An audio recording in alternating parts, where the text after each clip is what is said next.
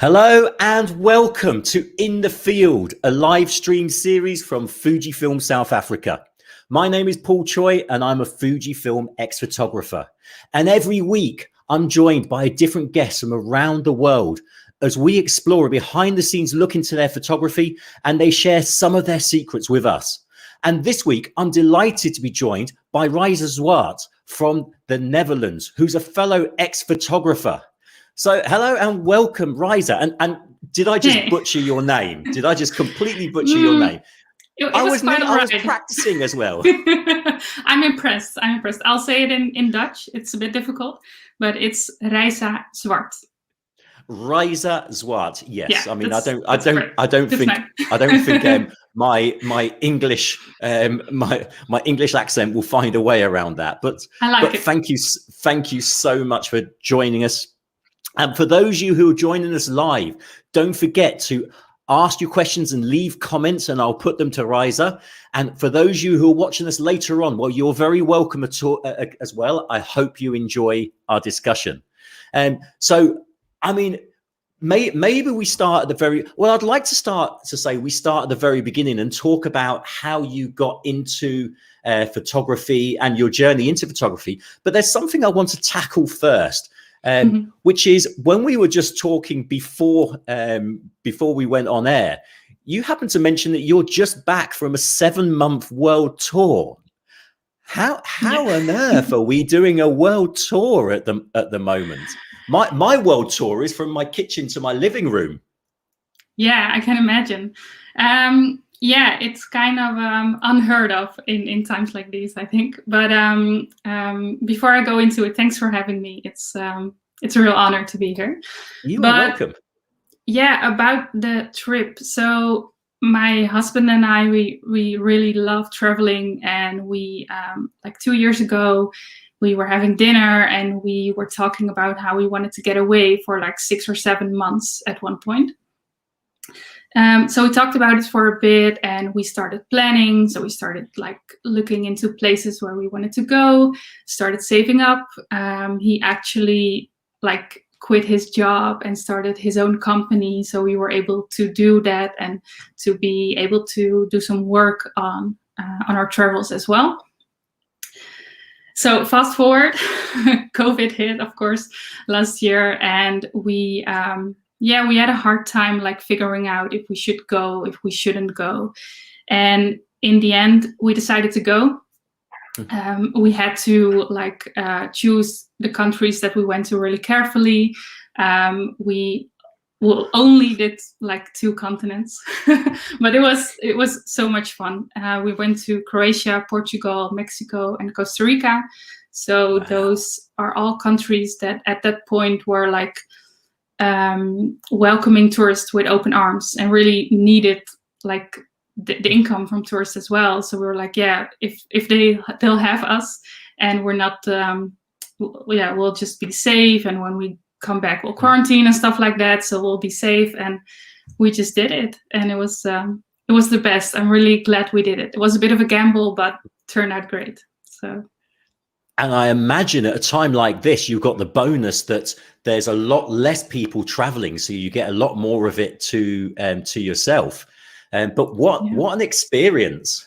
Yeah, it really was. Like I already told you before, but we got to visit an empty Dubrovnik, which was like out of this world. I've never been there before, and I don't think I'll ever go if it's that crowded. But it was so much fun and so beautiful and so easy to shoot the travel pictures that I really love to make, which are like, I don't know, empty places and just colors and light and stuff like that. So it was really fun. Beautiful. And that's a beautiful introduction into our discussion, because I'm very interested in your journey to photography. Obviously you're just back from a journey, but it is every photograph we capture is a journey, and I'm interested in your journey into photography. What was it that first made you pick up a camera? Yeah, it's a funny story. I picked up a camera when I was 19 years old, so it's 10 years ago. well, I picked up cameras before, but not like for real. And a friend of my parents, he's a photographer. He does, how do you call them? Like racing cars and stuff like that. So really different than what I'm doing now. But I don't know, it just like intrigued me, and I started asking him questions about it, and he noticed my interest for it. So he decided to give me a book on photography for my birthday. And I didn't own a camera yet, but I finished the book in like 2 days, 3 days. It was really like heavy read, but I loved it. And I asked my parents to borrow some money because I was studying at the time. They helped me. I bought a camera, and there was like the beginning of it. And quickly I noticed that I really loved photographing people, and at first there were just my friends and stuff like that, and then people started asking me. I was studying law at the time, so I never thought I would do anything like it, but I really didn't like law or anything like that.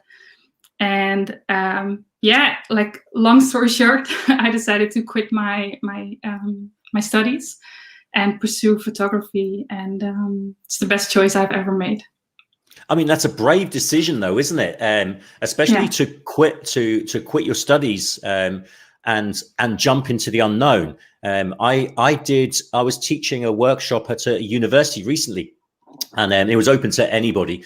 And I had some questions at the end, and one of the questions was from somebody who had graduated from the university and was now a practicing lawyer.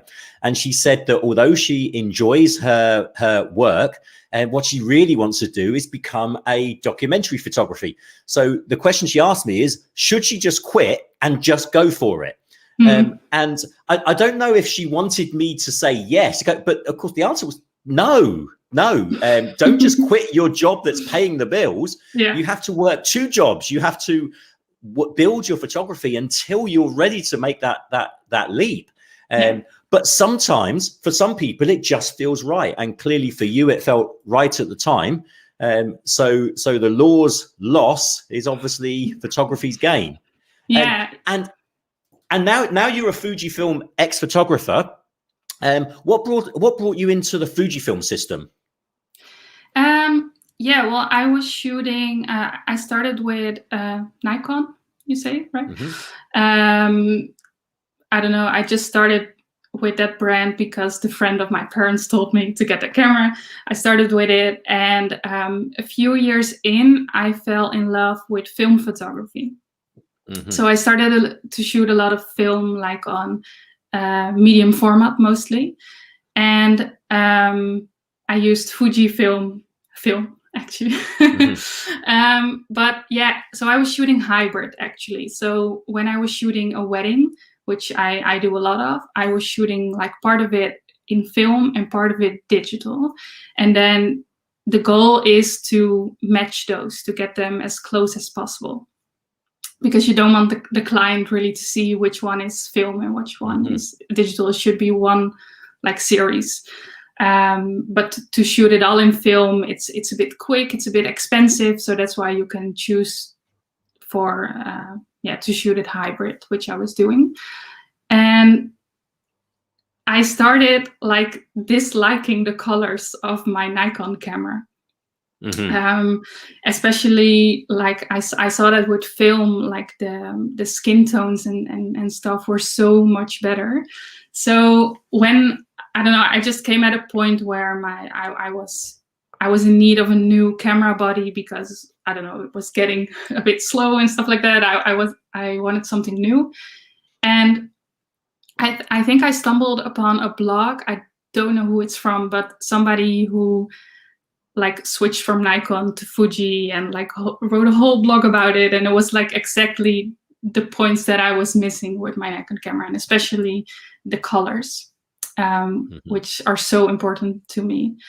So yeah, I don't know if I'm not a big risk taker actually. So that's kind of like weird when I just said I quit my studies, but usually I'm not a big risk taker. But sometimes can I just say, so you quit your studies to pursue a notoriously difficult profession. In the middle of a global pandemic, you decided to go on a world tour. Yeah. I'm not so sure I'm going to agree with you that you're not the risk taker. Okay. That's funny. I'm going to think about it. Yeah. But you're not naturally a risk taker. I'm not naturally a risk taker, but I think I do trust my intuition. So, and with like everything you just said, like the studies, the world trip, but also like the switch to Fuji, I don't know, it was like something like in my intuition said, this is a good idea. So I didn't even test it. I didn't even ask other people.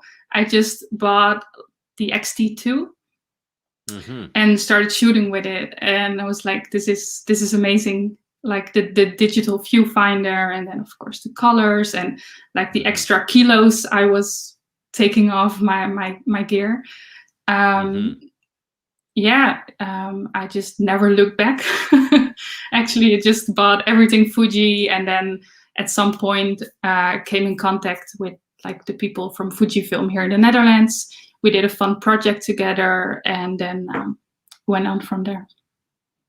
I mean, something that certainly I can relate to is the first time you pick up a Fujifilm camera. There is just this sense, this feeling that this is the right thing. And for me, my very first Fujifilm camera was the original X100, which is what, 11 years ago or so now. And like you, I just bought it. I didn't particularly research it. It's just something that felt right. I would love to say that I'd done some research and I'd looked into the camera, the qualities, and the real reason, honestly, was I just loved the way it looked. And then I was pleased to discover what a tremendous joy it was to photograph with as well. But there's something about the Fujifilm cameras which, for a certain type of photographer, it just appeals to the emotion of the shooting experience. And certainly those colors are something which drew me to the Fujifilm system, and I'm very interested to hear that we have similar experiences. But you describe yourself as a photographer, but of course, photography is such a wide-ranging artistic pursuit. How would you describe your photography? What style of photography would you generally gravitate towards? Well, if we're talking like genres, wedding photography has always been my main subject. And then I also love to do portrait photography. I do some editorial stuff, and then also travel photography. And it's funny because I think in weddings, like all of those come together. In my style, they do. So I really love to shoot destination weddings, or at least weddings that like are focused on adventure or the outside or stuff like that. And there's so many elements to wedding photography, like the portrait stuff, but also editorial. Also like the travel stuff in terms of telling a story and showing those beautiful surroundings and stuff like that. But those are like my genres. Yeah. If we're talking photographs, why don't we bring a couple of your photographs in and we can chat about them and perhaps we learn some of the secrets behind them. Yeah. So we bring, well, you mentioned that weddings are something that you enjoy doing, and here we have a wedding portrait. But tell us about this photograph. Yeah. So I brought this photograph because it's a film photograph. So it's shot on Fujifilm 400H. I have one like here. Wonderful. I love it. So I shot this one on film. So I'm not shooting as much film right now as I used to, and that's also because, well, I don't know if that sounds really good. It's because of Fujifilm, because I was missing something like digitally with Nikon, and then with Fuji, I feel like, especially I mainly shoot with the GFX 50R, and it just comes so close to what I like in film photography, which is those colors and that depth, and yeah. So this is a film one. I was already shooting Fuji at the time, and this is these are Atfa and Samir. They are called, and it's a wedding in Morocco, in Ourika, which is it's like the Atlas mountain range, close to Marrakesh. It wasn't my first wedding that was that far. So up to that point, I was shooting in Europe, which I mostly shoot in anyways. And then this one was just really special. And this is them reading each other a letter, because they were a bit too nervous to do vows at ceremony. So they did it at the end of the portrait session. The sun just was going down, and it's it's one of my favorite shots. So I was like, I have to bring it. The thing I'm interested in here is that you shot this on film. Yeah. And obviously taking film for someone who doesn't shoot weddings myself, taking film to a wedding seems like a counterintuitive thing to do, because obviously the advantage of digital photography is that we can capture so many moments and not have to worry about running out of shots on the film or whatever. What is it about the film experience that you enjoy, especially in a high pressure scenario for a photographer like a wedding? Yeah, well, I think like it wouldn't be suited for like any type of wedding photography. If I were to define my wedding photography, it would be like more in the fine art direction. So I'm not like a strictly documentary photographer. Of course, you're telling a story at a wedding, but I'm not the photographer who comes home with like 10,000 shots or anything. Also, I'm kind of a like quiet, laid back, easy person. And the people that get me as their wedding photographer, they like that. They like to have me around, of course. And so this is just something that really fits my way of working, which is not, of course, it's high pressure, but I really do my best to take it as slow as possible and to get the couple into that as well. So to have them like really live through every one of those moments. And film, it just slows things down. Which also means that, and that's why I wasn't shooting it like 100%, which you have to choose your moments carefully. So when something's going really fast, or I wouldn't shoot film, but for the portrait session and for moments like these where I just know that they have to read a long letter, so I'll be fine. And then of course, I always, like when I was shooting film, I always would have like another digital camera like on my body as well. I usually use like a, how do you call them, like a harness. So I have multiple cameras, so I kind of can like drop the film one and just switch within a few seconds to the digital one if I have to. I like this. I like this thought of slowing things down, because something that I've certainly experienced as I'm teaching workshops around the world, or I'm working with photographers, is with the onset of digital photography, there has been this perhaps the unexpected move towards more speed, so that people are capturing so many photographs in a photography session. But are we really thinking about each photograph that we are capturing? Whereas I like this idea, especially when you're on the film camera, you are forced to slow it down. You're forced to think about your composition. You're forced to think about capturing that moment. And certainly, if I'm understanding you correctly, your approach is more of a quality over quantity. So the people you're working with, the couples that you're working with, are looking for those few special moments, as opposed to a list of the must-have shots that you always have at a particular wedding. Would you say that's fair? Yeah, that's fair. And I also feel like my clients are like, I do like before I book a wedding, I have a call with the couple and stuff like that, and we always check like, are we on the same page? And usually my couples, they're like easy as well. Like and they like the slow process. So it's just kind of like my ideal client that really connects with that. And I really like what you were saying about taking the time to make the photograph, because I really feel like my film journey, which so I was like shooting a lot of film for a couple of years. I really feel like it made me a better photographer, because I'm thinking more about what I shoot, and I see it with my digital work as well. Like I'm not taking the same shot like 10 times. No, I take it and then I go on to something else, even with editorial stuff or portrait. And that's something that you really learn from film, because every shot you take, you must imagine it costs you like $1 or $2 per photo you take. So you're gonna be picky, and you're gonna be like looking everything's correct. And yeah, I love it. I like really this idea.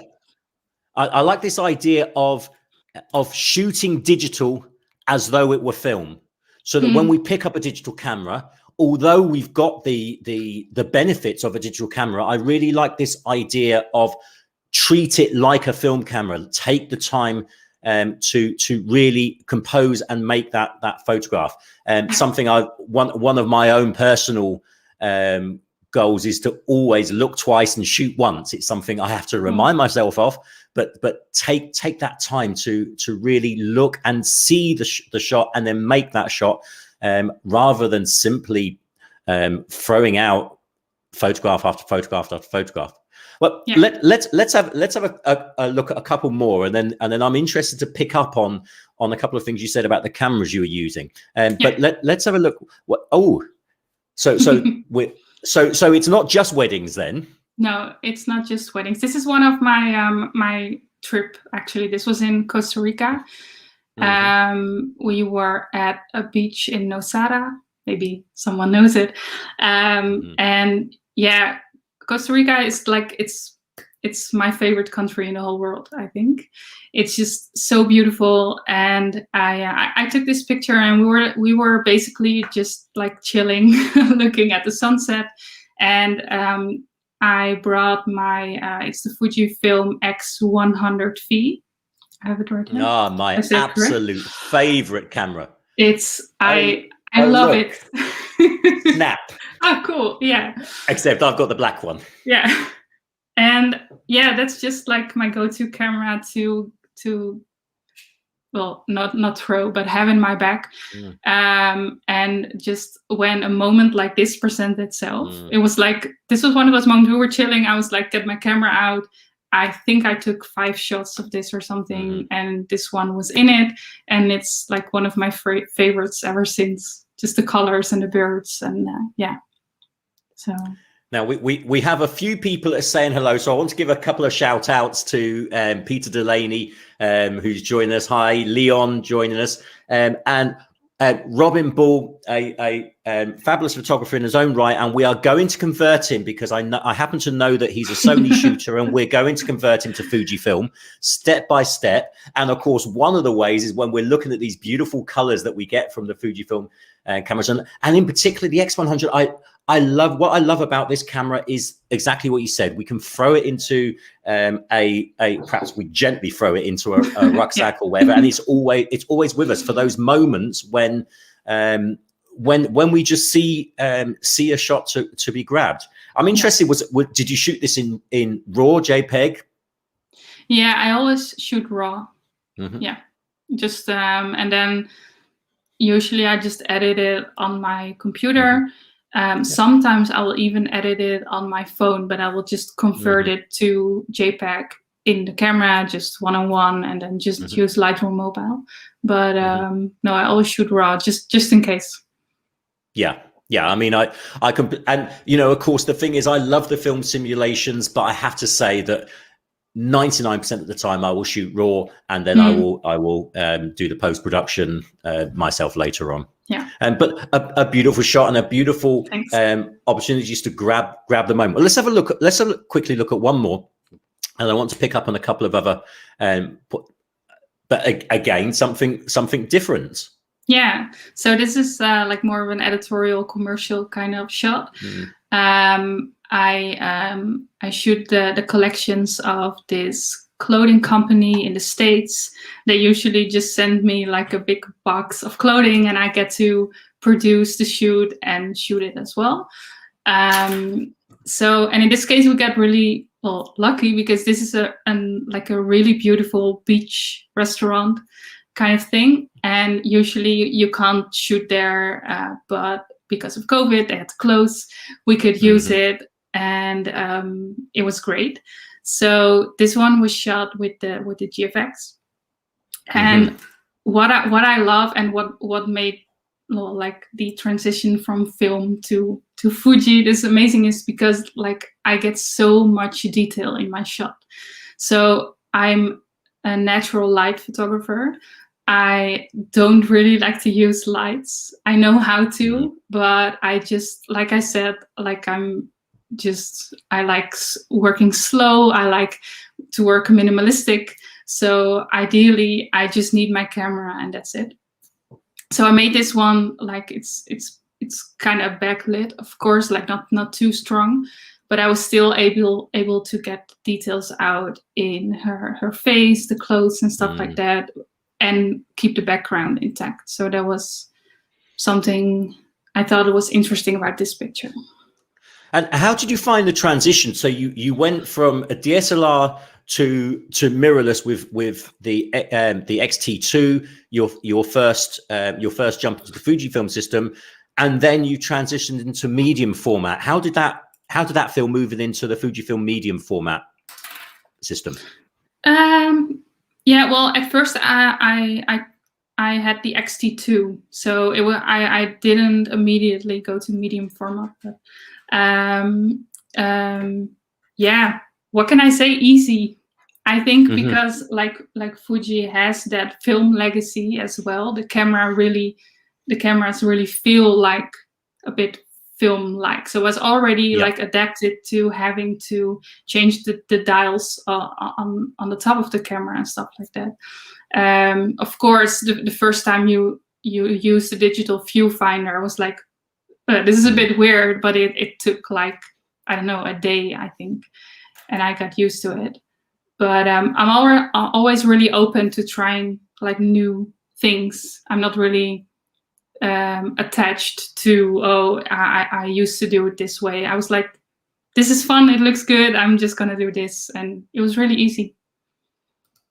I'm interested to talk about those different cameras that and your approaches to using those different cameras, because of course it is one of the things that I appreciate with the Fujifilm cameras is those that continuity, so that if I'm picking up my X100V and then I switch to an X Pro, this is the X Pro 3, very similar operating systems. I actually have these two set up exactly the same with the buttons in the same places, so that I can switch nice and easily. So when you've tried out the mirrorless cameras, you've tried the APS-C ones, you've tried out the medium format. I'm wondering, what was the last camera that really excited you? What was the camera that really you couldn't wait to get your hands on? Well, I think like the camera that did that the most for me and still does it is the 50R, so the GFX. So I like landed a GFX 50S from Fuji before I was like officially working with them, and they let me take it to Norway to shoot an elopement. So it was not mine, and I was just sold. I was like, this is amazing. I got to have one. And like my my contact person at Fuji, he told me, you kind of want to wait for just like a month or something. I promise it will be worth it. And then this one came out, and I was like, you're right. I got to have it, just because it was a bit like lighter and stuff like that. I liked it more. And then I did have to like get used to the rangefinder style, because I hadn't shot that before.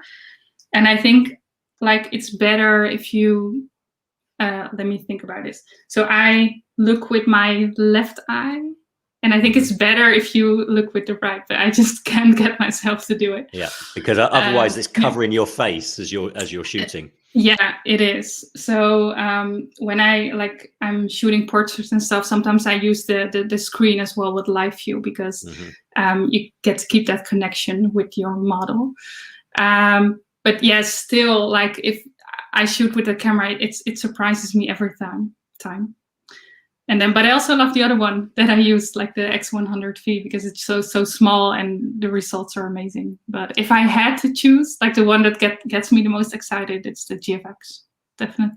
And this is what I love about the range, because now there's such a comprehensive range, and there's that camera for everybody. For me, absolutely, it's the 100V. If I had to pick one camera, it would be the X100V, because it ticks all the boxes, especially as a travel documentary photographer that spends most of my time in the middle of nowhere, walking for 30 kilometers at a time, looking for those stories. It's what suits me. Whereas then other photographers with who are approaching different subjects have got that range. And certainly the medium formats, the medium format range now is just becoming so mature, especially with now we've got the choice of the 100S that's out, that is exciting a lot of people. And I think now there's such a range there that we can that we're almost spoiled for choice. Yeah, it's really fun. but let's have and interesting. I think we're working on Robin. So maybe he's mentioned that the X100 is on a wish list. So we'll get there. We will get there. But let's bring back a couple of other photographs and look into those as well. So what have we got here? We're back to a wedding. We're back to a wedding. One of my favorites as well. I shot this in the end of 2019. And I got to go to the Dominican Republic for it, which was like a dream come true. The couple is from Spain. I actually met up with them at their home in Valencia. And it was great. And I went there, and it was like everything that I ever dreamt a wedding that I could shoot could be. I love the beach. I'm always there. So to shoot a wedding there that's like this tropical and palm trees everywhere was amazing. And it was also really chaotic for me, because I told you, like my couples are really like easy, down to earth. This was a bit of a different culture. And this is what I love about weddings as well. I shoot a lot of weddings in different cultures and mixed cultures as well. And it's just so much fun to step into a world that you don't know. And in this case, like with a lot of Dominican Republic people, like half of them were from the Dominican Republic, half of them from Spain. And it was like the speed of this wedding was like quicker than I'm used to, but it was so much fun. And really cool to shoot. But isn't that the challenge, especially for a wedding photographer, is having to think on your feet and having to react, because of course it's their event and you need to fit around it. So you need to be ready to react to what you're faced with, and yet still capture those moments without being in the way. Yeah, that's it. And one of the things that really stands out for me, I mean, with this photograph is you appear very close to the action. So you're able to capture that moment without intruding that, because it comes across as a very personal moment. So that's the challenge, I imagine, is to capture that moment, but without intruding on their moment. Yeah, and that's where my personality really like fits in, because I'm someone who's in the background most of the time. So I'm quite close actually, because I only I think 80 or 90% of the photos I shoot is with the 63 millimeters, which would be like the equivalent of a 50 millimeter on DSLR. So I'm quite close, but just because it's my personality. I'm an introvert. I'm in the background, and I can just be there without them noticing. And I really loved this moment. Like you said, it's really personal. It's really intimate, and it's so special to be able to capture that. Yeah. And there's something else which stands out to me, which is perhaps a sign of the times we live in, is that it's beautiful that you've got the crowds in the background. Again, nicely blurred out, so we got that separation on our subject, which I think is a beautiful way of showing the people are there to show the moment without distracting from the couple who are clearly the main focus of this. But I find it very interesting that there's no mobile phones in their hands being held up to take pictures as well. They're just watching on, which to me actually makes this even more of a personal moment. Beautiful. Well, I accidentally gave a little preview of the next one, but yeah. So tell me about this one. Yeah, I'm gonna tell about this one. So this one I shot like the guys were getting ready at a different villa than the girls. This is from the same wedding in the Dominican Republic, and after like they were I could have shown so many pictures of this wedding, because it was such a fun wedding, but they were all in the pool like smoking cigars and stuff like that. And then we they went walking to the ceremony, and I chose this picture because it's really blurry. I don't know if you can see it like on a small screen. It's really out of focus. I can see that there's the main subject. This appears to be the main subject and slightly out of focus. Yeah, they're all out of focus. There's a little motion blur. You can really see it, like if it's bigger, of course. But I wanted to show this one because like when I started with photography, I wanted to follow the rules, right? So like everything you do, it has to be by the book, or at least that was what I was thinking. And then slowly but surely, at least for me, I find it really fun to let go of that. So I was shooting this, and like I said, the pace was really fast. So I could lie and say that this was on purpose, but it wasn't. It's like I have sharp ones of these, like in focus ones of these, but this is the one I like the most, and this is the one that the groom liked the most as well. He's an artist, so he was able to appreciate the kind of different take on this. And to me, I was going like through my selection, and I saw this, and I was like, this is really out of focus, but I love it so much, because it's like it displays the feeling of the time. It was chaotic, it was fast, and I like those little flaws, and I'm like secure enough right now as a photographer to say I think this is beautiful, even if it's not by the book. So I'm gonna include it in the series, and I'm gonna show people this photo because it's fun. It shows an emotion instead of or like a feeling instead of only what was there. So yeah, I'm really proud of this one. I really like that idea of being secure enough to include it, include it, especially sharing it with clients, etc. Because I think that there is this is something I've talked about before, that I've heard photography described as where science and art meet. And I think there's a lot to that, because obviously there is a lot of science to photography, but if it's a combination of science and art always has to win, in my opinion. We all have to be artists, not scientists. And so I think I like this idea of going with the emotion, because art always, it has been something that we learn the rules, and then we learn them so that we can break them. Whether we break them on purpose or whether we break them by accident, it doesn't matter. I'm a strong believer that there is no such thing as an accidental photograph. You press the button, you release the shutter.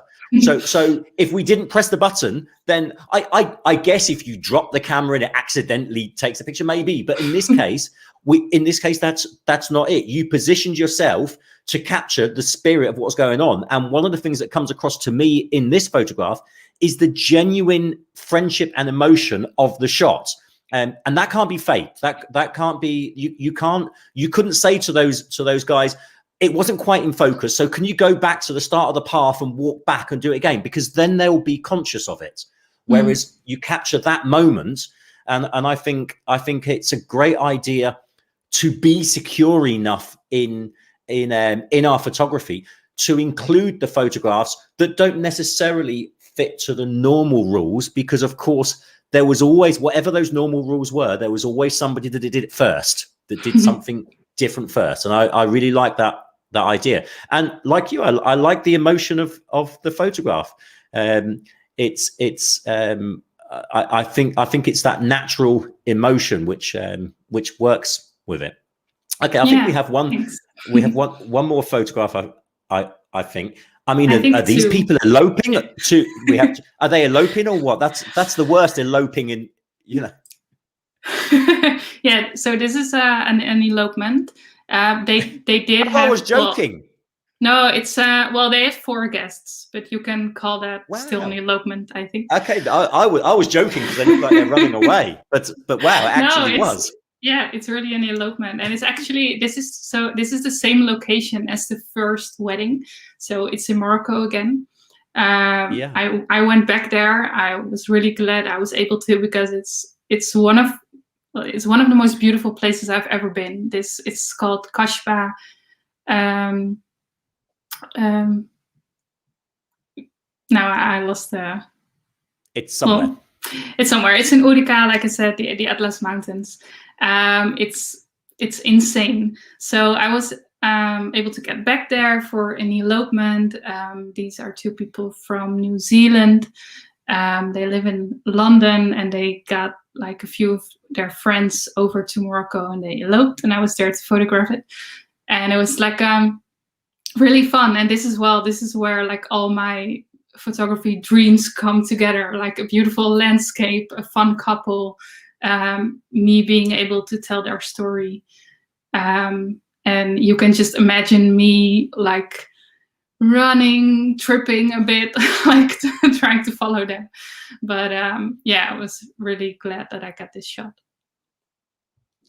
I mean, I like the idea that actually it is a kind of a eloping, and this kind of gives that sentiment of walking off together. I think it's nice that it adds to the story.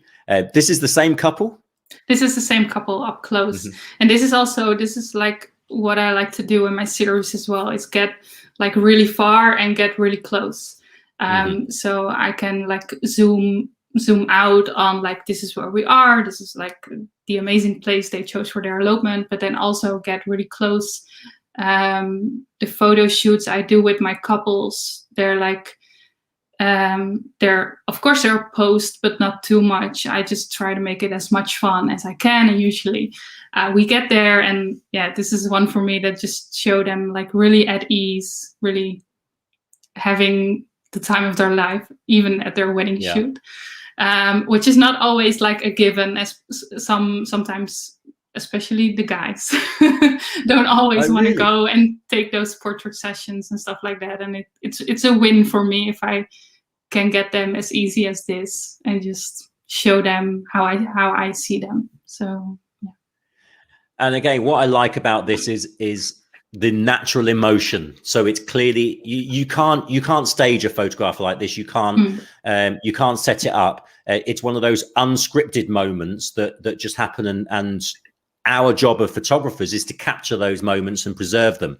And do you think, I mean, what is it about your approach that allows you to put your couples at ease, put your subjects at ease, so that they allow you to capture these unguarded moments? Because of course, one of the things that we know from most people is the moment you lift your camera to to capture a portrait, people would tend to tense up. They would tend to become more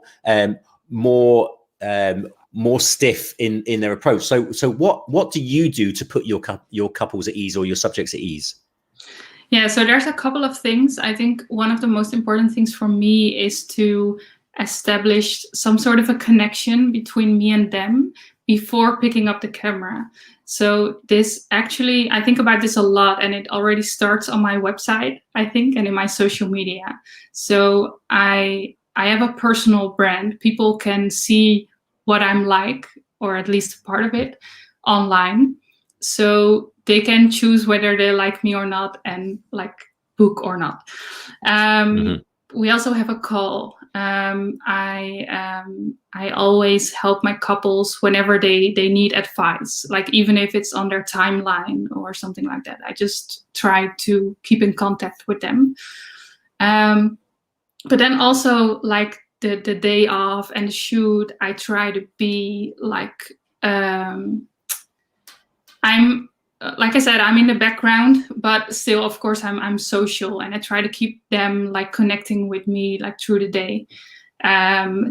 Take care of them, something like that. And then when we start like the shoot, whether that's the wedding shoot or it could also be a couple shoot, of course, like not on a wedding or portrait, I always give people like some sort of pep talk, which I think really helps. So I tell them what I expect of them, which is basically just to have fun, look at each other a lot. Don't look at the camera unless you really want to, or unless I ask you. Just feel free to move however you want. Feel free to talk. And then I'll just give people like these little assignments, like, I don't know, I could just ask people to walk hand in hand, or to run, or to tease each other a bit. Or to, there's one that I do, which is really like simple, but I ask if one of them could think of a situation that they were both in that was really funny or romantic or something like that. The other one has to guess. The other one can only say yes or no. Just really simple stuff like that, but it helps. You just get people to ease and relax, and I just keep talking to them, and yeah. And do you find we have a question coming? Do you find it easier to put the ladies at ease? Do you have to work more with the guys to relax with the camera, or do you think it's just your approach to the couples overall? I think I mainly focus on their dynamic. So it would be like the couple. But then I do find, like, I see the questions. I do think I can ease the women a bit easier, and maybe just because I know what like their insecurities are and stuff like that. So I tend to give just a lot of compliments to both, to like the women and the men. But I think like the men I don't always see them responding to it. I don't know. Maybe it still helps, probably. But if I have a woman in front of my lens and I'll tell her that she's beautiful because I really feel that, then she'll probably like smile or something. It's a bit more difficult for me to ease up the men. I think if you are funny, like if you have a lot of humor, you can use that. I'm not really that, but just because I focus on the both of them, and just like even when I have a conversation with them, like leading up to the shoot. So even when I do like a portrait shoot, I don't like we meet up at a parking lot or something, and I always make sure that we get like at least 5, but more like 10 minutes of walking where I can just ask them questions, and I'll just try to not only ask her questions, but ask both of them questions, and like be interested in what they like, and try to use that maybe in the shoot, like if I see an opportunity to make a joke, if I do, or just tell them something, or So it comes down to building a connection with your couples or your subject, and that's something that I think we can all do in whatever style of photography that we're engaging in, is to build a connection, but build a real connection. Again, you can't fake spontaneity, you can't fake genuine emotion, and that goes for the photographer as well. If we are people see through us. If we pretend to be interested, people will see through us. Whereas if we're genuinely interested, then I think that connection helps when it comes to allowing us in to capture those moments when they've got their guards down. Yeah. There's one last thing that I would love to pick up on with you, which is something, because of course we often have different types of photographers that watch our live stream and watch it back later, and quite a lot of wedding photographers as well. And I'm sure there's a few wedding photographers who like the idea of getting bookings for the Dominican Republic or for Marrakesh or wherever. So how did you begin your journey towards kind of travel wedding photography? Was that a conscious choice, or was it something that happened by accident? No, it was a conscious choice, actually. I thought it would be fun. And like I said, I really like traveling. I really like different cultures. So it seemed like a fun thing to do. I noticed that, well, like I said, I have a personal brand, and I was already like building up a more personal brand at the time that I started shooting destination weddings. So one thing that I did was simply just show my love for travel, and just like telling people that I would like to shoot like somewhere else in Europe, and see new places, photograph new places. When I was traveling myself, I made sure that I took a lot of photos. I was already doing that, but I was making sure that I shared them, and like maybe shot some portraits of friends there. So you kind of have to show people that you're shooting abroad. And then at some point I stumbled upon, like, I was in this Facebook group there that had a lot of like brides asking for advice and stuff like that. And somebody was looking for a photographer in Italy. I kind of pitched myself and got hired. But I really noticed that once I got that wedding up, that the ball kept rolling. Well, I did a lot of like other marketing stuff, and but mainly it's just like showing that you're up for it, showing that you can do it. Like I think that's a bit crazy, because if I can shoot a wedding in the Netherlands, I can definitely shoot it in Italy. But people have to see that you do that and that you like it. And then also one thing that really helps is connecting with wedding planners as well. So a lot of the times I get booked by the couples themselves, but also I think like in 20 or 30% of the cases, especially abroad, I get recommended by a wedding planner that I already worked with or that knows me. I don't know, from Instagram or something like that. And then they recommend me, and it goes like that. I mean, I think I really like what you're saying there about, letting people know that you do it, because I think that's something that I see quite a few people forget to tell people what they do. And then pitching, put yourself forwards. You know, what's the worst that happens? The worst that happens is somebody says no. Yeah. But sometimes you just got to put yourself forwards and see what happens. So again, I like this idea of things don't just happen by accident. You put yourself into a Facebook group, and you did your research. You put yourself out. You gave advice, and then you find that people start connecting with you. And I like this idea of allowing people into your life. So you enjoy traveling. So you share that with people to build. You mentioned this a couple of times, to build a personal brand.